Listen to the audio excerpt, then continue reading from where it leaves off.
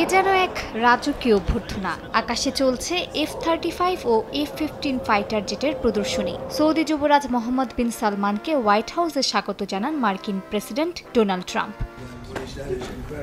Oval অফিসে Saudi আরব ও যুক্তরাষ্ট্রের দ্বিপাক্ষিক বৈঠকের শুরুতে ট্রাম্প সৌদি আরবের প্রিন্সের প্রতি মার্কিন বাণিজ্যে বিনিয়োগ $600 বিলিয়ন থেকে বাড়িয়ে বন্ধুত্বের খাতিরে $1 ট্রিলিয়ন করার অনুরোধ করেন। সালমানও তাৎক্ষণিকভাবে ট্রাম্পের এ প্রস্তাবে সম্মতি দেন। যুক্তরাষ্ট্রের অর্থনীতি ও প্রতিরক্ষা বাণিজ্যের সুযোগ বাড়ার সম্ভাবনায় দুই নেতা প্রকাশ্যেই সন্তুষ্টি জানান। এছাড়া রিয়াদের কাছে F-35 যুদ্ধবিমান বিক্রি করারও ঘোষণা দেন ট্রাম্প।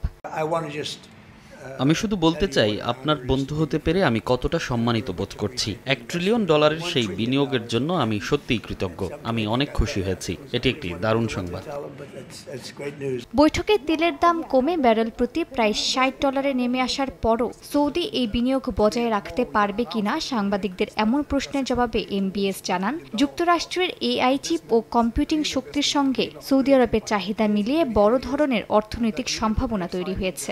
এ সময় তিনি সাফ জানিয়ে দেন, যুক্তরাষ্ট্রকে খুশি করতে ভুয়া প্রতিশ্রুতি দিচ্ছেন না তিনি। সৌদি আরবে কম্পিউটিং শক্তির ব্যাপক চাহিদা রয়েছে এবং আমাদের চাহিদা পূরণের জন্য স্বল্প মেয়াদে প্রায় $50 বিলিয়ন খরচ করব। যুক্তরাষ্ট্রের সঙ্গে আমাদের যে চুক্তি হবে তা নিয়ে দীর্ঘমেয়াদে শতাধিক বিলিয়ন ডলার বিনিয়োগের সুযোগ থাকবে। এটি সৌদি আরবের চাহিদার সঙ্গে খাপ খায় এবং বিনিয়োগ কৌশলের সঙ্গে মানানসই। এ বৈঠকের পর দুই দেশের সম্পর্কের নতুন এক অধ্যায় শুরু হবে বলে আশ্বস্ত করেছেন সালমান।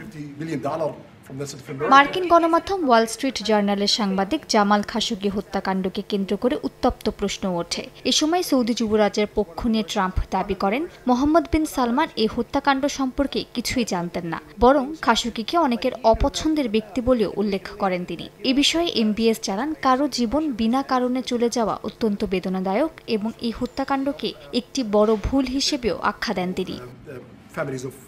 এছাড়া সৌদি যুবরাজ মোহাম্মদ বিন সালমান প্রেসিডেন্ট ট্রাম্পকে জানান, ফিলিস্তিন ইস্যুতে দ্বিরাষ্ট্রভিত্তিক সমাধান হলেই কেবল রিয়াদ আব্রাহাম চুক্তির অংশ হবে। এছাড়া গাজার পুনর্নির্মাণে সহায়তার আশ্বাস দেন তিনি। যদিও সাংবাদিকদের ট্রাম্প জানান, তিনি ইসরায়েল সৌদি আরবের স্বাভাবিক সম্পর্ক স্থাপনের সম্ভাবনা নিয়ে আলোচনা করেছেন এবং সৌদি যুবরাজের প্রতিক্রিয়া ইতিবাচক ছিল। মালিহা সুহরওয়ার্দী, সময় সংবাদ।